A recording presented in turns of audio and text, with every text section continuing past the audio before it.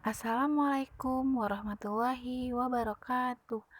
Halo semuanya, perkenalkan saya Safana Fauzia, kelas R6D dengan NPM 2018 21500 237 dari kelompok 7, jurusan Pendidikan Bahasa Indonesia, Universitas Indraprasta PGRI. Pada kesempatan kali ini, saya akan menjelaskan sebuah materi dari mata kuliah semantik dengan dosen pengampu Bapak Irwan Siagian MPD. Materi tersebut adalah spesifikasi amelioratif, pejoratif, dan perubahan analogi. Sebelum masuk ke materi, jangan lupa untuk teman-teman semua like dan subscribe channel ini agar channel ini bisa berkembang dan bermanfaat untuk kedepannya. Materi yang pertama ada spesifikasi atau penyempitan makna. Spesifikasi adalah penyempitan makna atau spesialisasi adalah proses perubahan makna dari yang lebih umum menuju yang lebih khusus. Proses spesialisasi mengacu pada suatu perubahan yang mengakibatkan makna kata menjadi lebih khusus atau lebih sempit dalam aplikasinya. Penyempitan makna merupakan proses perubahan makna yang awalnya memiliki makna luas, kemudian maknanya berubah menjadi terbatas hanya pada sebuah makna yang dimaksud. Jadi, spesifikasi adalah proses perubahan makna yang awalnya maknanya itu memiliki makna yang luas, kemudian maknanya dipersempit. Selanjutnya ada pengertian spesifikasi menurut beberapa para ahli. Menurut Keraf, tahun 2006, halaman 97, penyempitan arti sebuah kata adalah proses yang dialami sebuah kata di mana makna lebih luas cakupannya daripada makna baru. Menurut Tarigan, tahun 2015, halaman 81, proses spesialisasi atau penyempitan mengacu kepada suatu perubahan yang mengakibatkan makna kata menjadi lebih khusus atau lebih sempit dalam aplikasinya. Kata tertentu pada suatu waktu dapat diterapkan pada suatu kelompok umum, tetapi belakangan mungkin terbatas atau sempit dan khusus dalam maknanya. Menurut Hair, tahun 2009, halaman 142, perubahan menyempit adalah gejala yang terjadi pada sebuah kata yang pada mulanya mempunyai makna yang cukup luas, kemudian berubah menjadi terbatas hanya pada sebuah makna saja. Contoh dari spesifikasi seperti pada kata sarjana. Zaman dulu kata sarjana dikenal dengan sebutan orang pandai atau cendekiawan. Sedangkan masa kini, kata sarjana hanya digunakan untuk orang yang lulusan perguruan tinggi atau sudah mendapatkan gelar universitas.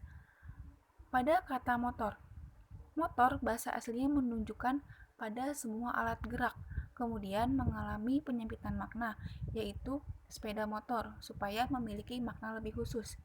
Selanjutnya, penulis. Penulis adalah orang yang menulis, lalu mengalami penyempitan makna menjadi sebuah profesi. Yang kedua ada amelioratif atau peninggian makna. Amelioratif adalah proses perubahan makna kata yang mengakibatkan makna yang baru dirasakan lebih tinggi, hormat, atau baik nilainya daripada makna yang lama. Ameliorasi terjadi bila suatu kata memiliki makna yang memiliki nilai maupun konotasi lebih baik dari makna sebelumnya. Perubahan ameliorasi mengacu pada peningkatan makna kata. Maksudnya bahwa makna baru memiliki nilai rasa yang lebih tinggi daripada makna lampaunya. Peninggian makna atau ameliorasi adalah proses perubahan makna kata yang mengakibatkan makna yang baru dirasakan lebih tinggi, hormat, atau baik nilainya daripada makna yang lama atau semula. Menurut para ahli, terdapat beberapa pengertian amelioratif. Menurut Suwandi, tahun 2011, halaman 164, peninggian makna atau ameliorasi adalah proses perubahan makna kata yang mengakibatkan makna yang baru dirasakan lebih tinggi, hormat atau baik nilainya daripada makna yang lama atau semula.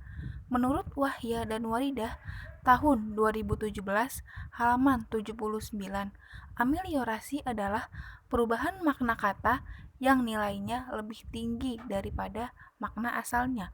Menurut Tarigan, tahun 2015, halaman 83, menyatakan kata ameliorasi atau yang berasal dari kata Latin melior, artinya lebih baik, berarti membuat menjadi lebih baik, lebih tinggi, lebih anggun, dan lebih halus. Dengan kata lain, perubahan amelioratif mengacu pada peningkatan makna kata. Makna baru dianggap lebih baik atau lebih tinggi nilainya daripada makna dulu. Contoh dari amelioratif adalah pada kata pria. Jika dibentuk kalimat, misalnya, pria itu adalah seorang model terkenal. Kata pria mengalami suatu proses perubahan makna, di mana makna akan menjadi lebih tinggi, hormat daripada makna sebelumnya. Kata pria lebih baik daripada laki-laki. Pria menjadi lebih terhormat dan memiliki makna lebih halus. Karena selama ini kata laki-laki identik dengan laki-laki hidung belang, sedangkan kata pria akan merujuk ke rasa pria tampan. Selanjutnya, kata beranak memiliki kesan kurang sopan jika ditunjukkan bagi wanita. Setelah mengalami ameliorasi, diubah menjadi melahirkan supaya menjadi lebih sopan. Pada kata istri lebih baik dan terhormat daripada kata bini. Yang ketiga ada pejoratif atau penurunan makna. Pejoratif adalah gejala perubahan makna kata yang nilainya menjadi lebih rendah daripada makna sebelumnya. Makna ini berubah akibat tanggapan pemakai bahasa. Perubahan makna ini menjurus ke hal-hal yang tidak menyenangkan. Peyorasi adalah unsur bahasa yang memberikan makna menghina, merendahkan, dan sebagainya, yang digunakan untuk menyatakan penghinaan atau ketidaksukaan seorang pembicara. Kadangkala, sebuah kata lahir sebagai sebuah kata peyoratif, tetapi lama-kelamaan digunakan sebagai kata yang tidak bersifat peyoratif. Jadi, pejoratif adalah penurunan makna kata yang nilainya menjadi lebih rendah daripada makna sebelumnya. Ada beberapa pengertian pejoratif menurut para ahli.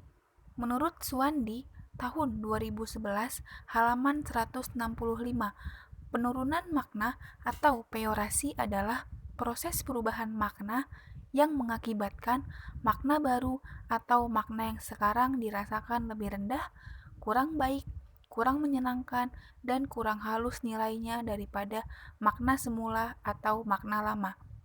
Menurut Nugraheni, tahun 2006, halaman 9, berkebalikan dengan ameliorasi. Peyorasi merupakan perubahan makna, di mana suatu kata yang di masa lampau maknanya dianggap baik, namun apabila digunakan pada masa sekarang akan memiliki nilai rasa yang rendah dan dianggap kata-kata kasar. Menurut Tarigan, tahun 2015, halaman 85, mengemukakan peyorasi adalah suatu proses perubahan makna kata menjadi lebih jelek atau lebih rendah daripada makna semula. Contoh dari pejoratif seperti pada kata tuli. Kata tuli mengandung makna yang jelek, tapi pada masa kini dirasakan kurang baik, sehingga makna tersebut diganti atau lebih dikenal dengan sebutan tunarungu yang dianggap lebih halus atau lebih sopan. Kata menikah memiliki makna melakukan ikatan yang sesuai dengan ajaran agama dan hukum. Lalu mengalami peyorasi menjadi kata kawin yang memiliki arti hubungan persetubuhan antara lawan jenis. Kata kawin memiliki makna lebih rendah dibandingkan dengan kata menikah. Kata meninggal memiliki makna yang sama dengan kata mati. Namun, kata mati lebih terkesan tidak sopan dibandingkan dengan kata meninggal jika dipakai untuk manusia. Yang keempat, ada perubahan analogi. Analogi adalah cara berpikir yang beranjak dari sesuatu yang memiliki kemiripan untuk diinferensikan pada sesuatu yang lain. Menurut Resley, tahun 2017, halaman 112 berpendapat bahwa analogi menurunkan suatu kesimpulan berdasarkan kesamaan aktual antara dua hal. Menurut Wardani et al., tahun 2016, halaman 1765 mendefinisikan penalaran jenis analogis sebagai suatu proses penarikan simpulan dengan menggunakan kesamaan sifat dan struktur hubungan dari permasalahan sumber yang telah diketahui untuk diaplikasikan sebagai permasalahan target. Selanjutnya ada menurut Mundiri, tahun 2000, halaman 26. Analogi dibedakan menjadi dua, yaitu induktif dan deklaratif. Yang pertama, analogi induktif atau logis adalah suatu proses penalaran yang bertolak dari suatu kesamaan aktual antara dua hal. Logika analogi ini dapat digunakan untuk membangun hubungan relasional antara ekspektasi metafora. Yang kedua, analogi deklaratif atau penjelas adalah apabila suatu proses penalaran perbandingan digunakan untuk menjelaskan inferensi yang diambil. Sedangkan menurut Putra Yasa tahun 2009 halaman 71 mengatakan bahasa yang digunakan itu diwujudkan dengan kalimat, baik yang wujudnya lengkap dengan subjek, predikat, objek, dan keterangan maupun kalimat yang tidak lengkap.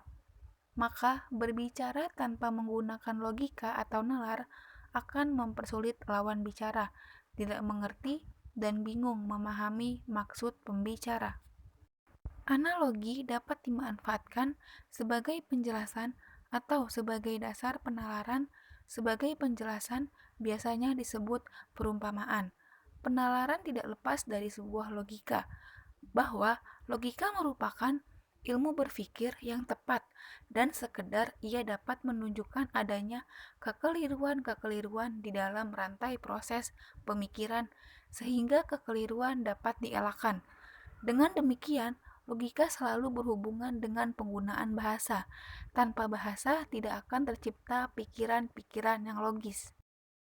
Jadi, perubahan analogi adalah dalam perubahan bahasa, perubahan analogis terjadi ketika satu tanda linguistik diubah dalam bentuk atau makna untuk mencerminkan item lain dalam sistem bahasa berdasarkan analogi atau kesamaan yang dirasakan. Kelompok perubahan makna ini meliputi perkembangan semantik kata yang dilakukan dengan mengambil makna polisemis kata lain. Bila dua ungkapan semacam itu berasal dari bahasa yang berkelainan, merupakan kata pinjaman atau pungutan. Contoh dari perubahan analogi adalah terdapat pada kalimat suami itu bagaikan atap rumah. Kata suami termasuk kategori frase nomina. Kata bagaikan merupakan satuan penanda analogi, sedangkan atap rumah termasuk kategori nomina. Bila digabungkan, kalimat tersebut merupakan frase. Yang kedua, hidup itu seperti menanam padi. Kata hidup termasuk kategori frase nomina. Unsur seperti merupakan satuan lingual penanda analogi, sedangkan kata menanam merupakan verba, dan kata padi merupakan kategori nomina bila digabungkan menjadi frase. Selanjutnya, rumah itu bagaikan surga. Kata rumah adalah kategori frase nomina. Unsur bagaikan merupakan satuan penanda analogi, sedangkan unsur surga merupakan kategori nomina. Bila digabungkan, maka akan menjadi frase.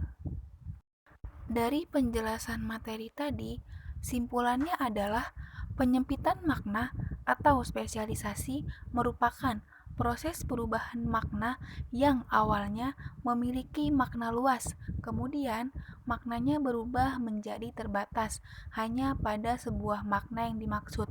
Ameliorasi terjadi ketika suatu kata yang awalnya dirasakan rendah nilainya kemudian berubah menjadi lebih tinggi atau lebih baik nilainya. Makna yang semulanya lebih baik atau lebih halus mengalami perubahan menjadi kurang baik atau jelek. Hal ini terjadi menyebabkan perubahan. Dalam perubahan bahasa, perubahan analogis terjadi ketika satu tanda linguistik diubah dalam bentuk atau makna untuk mencerminkan item lain dalam sistem bahasa berdasarkan analogi atau kesamaan yang dirasakan.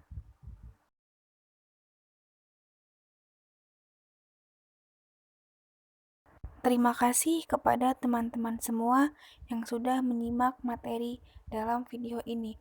Semoga apa yang dapat saya sampaikan bisa bermanfaat untuk teman-teman semua. Sekian penjelasan dari saya, kurang lebihnya mohon maaf. Wassalamualaikum warahmatullahi wabarakatuh.